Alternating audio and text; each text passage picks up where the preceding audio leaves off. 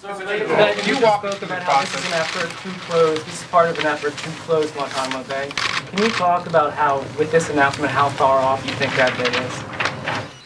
Well, as I've said before, I think it's going to be difficult to close the facility by January the 22nd. And one of the things that I think is most problematic in that regard is trying to relocate the people who are going to be approved for transfer, finding places where they can be safely placed, both for the nation that will host them and for American citizens.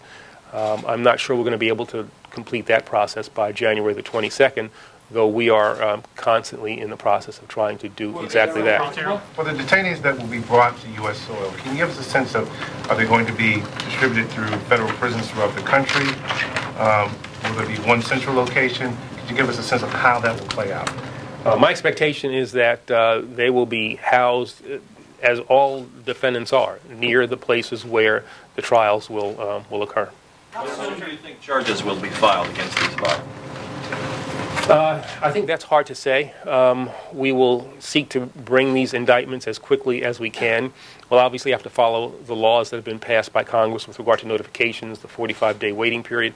But I would expect that we will have indictments returned relatively soon. You said that you're charging them with the most serious offenses appropriate. You didn't come out and say specifically that they're going to be charged with the 9/11 attacks. Can you elaborate on that? I mean, are they going to be charged with that conspiracy specifically, or with something less than that or related to that? They'll be charged for what we believe they did, and that is to mastermind and carry out the 9/11 attacks. General Holder, how close a call was your decision to send this to a civilian court, given the gravity of the issues that you face, one, security, the classified evidence, the torture issue that's been discussed? How close a call was it? I've only been Attorney General for 8 or 9 months, and I think this is about the toughest decision that I've had to make as Attorney General, trying to balance the need to ensure that we maximize our chances of success and hold accountable the people who committed these heinous offenses,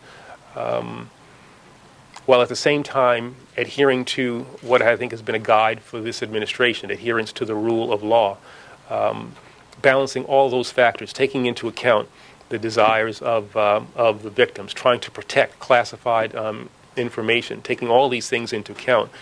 It has been a very difficult decision, but I'm comfortable with the decisions that we have made with regard to the placement of people, both in civilian courts as well as the military commissions. You said you're very comfortable with the legal reasons for these decisions and how you expect this to play out legally. How concerned are you about how this will play out politically? Because obviously there's the Hill and there's public opinion, which some polls suggest aren't really a fan of this idea of bringing people to trial here. My job as Attorney General is to look at the law, apply the facts to the law, and ultimately do what I think is in the best interests of this country and our system of justice. Those are my guides. To the extent that there are political consequences, I'll just have to take my lumps to the extent that those are sent my way. But I think if people will, in a neutral and detached way, look at the decision that I have made today, understand the reasons why I made those decisions, and try to do something that's rare in Washington, leave the politics out of it, and focus on what's in the best interest of this country, I think the criticism will be relatively muted. Having said that, I'm sure we'll hear a lot of criticism. General Holder, will you express some of your concerns about the Speedy Trial Act with these cases, and also how much of these trials can we expect would be open to the public given some of the classified information that would be at hand? Well, I don't want to speculate about any particular motions that might be filed. With regard to the openness of the trials, I think we get a sense of that from other significant terrorist trials that have occurred where they were largely open. Portions of them will likely be closed so that classified information, sources, and methods are not revealed. But I would expect that these trials will be open to the public, open to the world, and open to the survivors and victims of these heinous acts.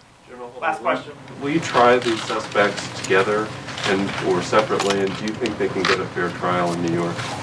I expect that we will try them together, and I expect that through a really searching, complete voir dire process that we can come up with a jury that will ensure that the defendants will get a fair trial in New York. How many criminal trials do you expect? How many criminal trials and how many military commissions in all? Okay. Thank you. Thank you very much. Thank you.